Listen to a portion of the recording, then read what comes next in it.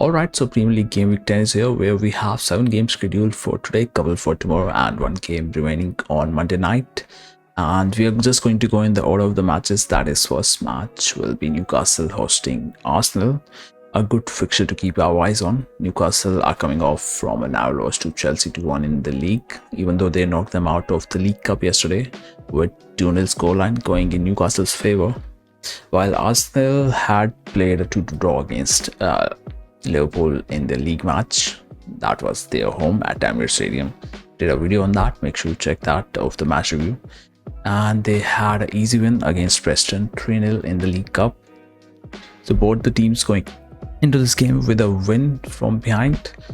And the thing about this match is Arsenal can't afford to drop the points if they want to keep the pressure at the top and stay in the contention of the title.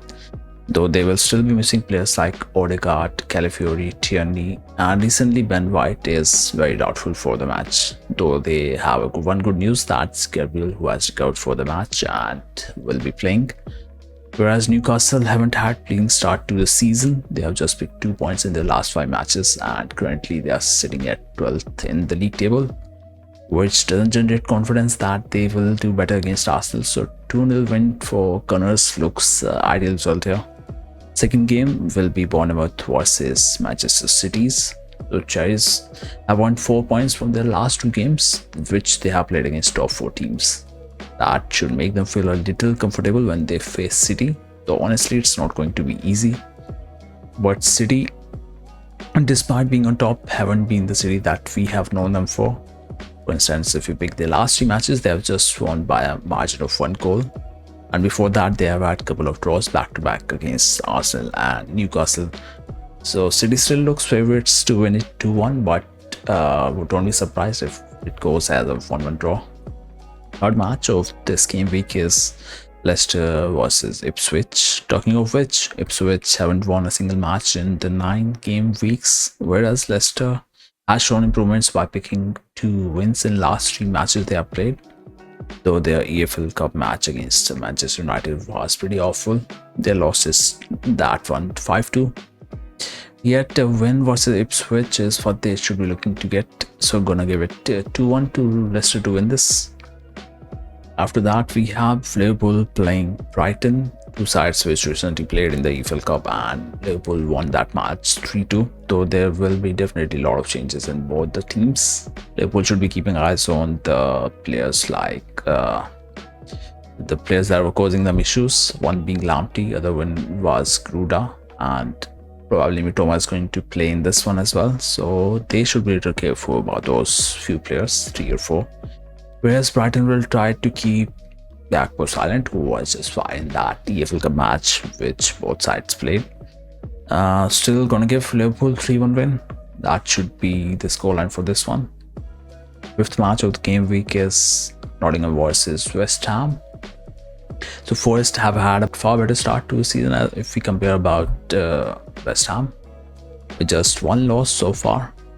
Wins in last couple of games, whereas West Ham have been on and off with the performance. A lot of inconsistencies in play of West Ham. So 2-2 draw should be fine here in this game. After which we go to Southampton versus Everton, the battle of the teams that are at the bottom of the league table. So Everton haven't been unbeaten in the last 5 games. By the way, by bottom I mean the bottom 5, bottom 6. That's where both the teams are. So talking of Everton, they haven't been unbeaten in the last 5 matches they have played. So a bit of a turn on for them. And after the start, they had 4 losses in 4 games of the season.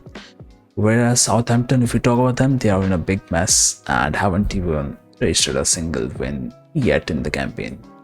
But the only positive they have is they lost to Man City by 1-0. But prediction says, I guess, 2-0 win for Everton. That's my prediction for the game. After which we move on to the last game for the Saturday. That's the 7th match, which will be Wolves versus Palace. Crystal Palace versus Wolves at home of Wolverhampton. And both the sides going with a positive mood after how they have fared in their last match, last game week. Wolves getting a draw versus Brighton is a good result. with the way they have been in this season so far.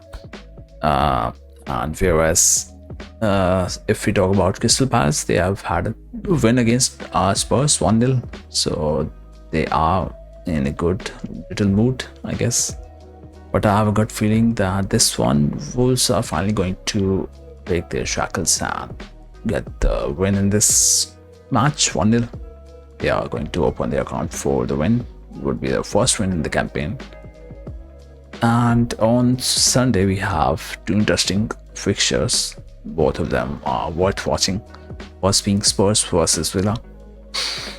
Spurs, with both the sides ambitious to be in the top four, and Spurs being inconsistent as they are. I see this one as a high scoring tie. It could be a 3-3 draw. And also lately, Aston Villa has been getting a lot of draws, 3 draws in last 5 matches. So won't be surprised at all if it goes as a 3-3 draw.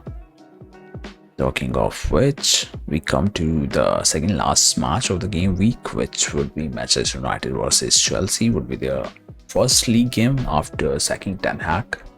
So they played a EFL Cup under interim manager Ruud van Nistelrooy, and they've won by a big margin, 5-2.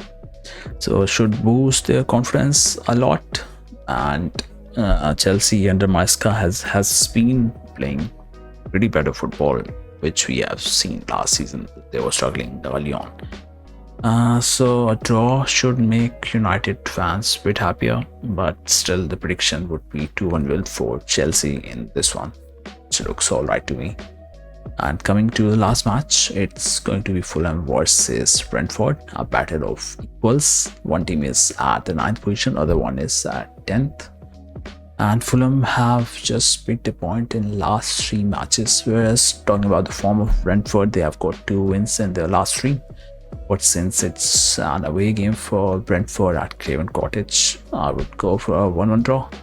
That would cover up the whole game week, I guess. And what do you think? What are your predictions about this game week? You can let me know in the comments. And if you enjoyed watching this video, drop a like and subscribe to the channel.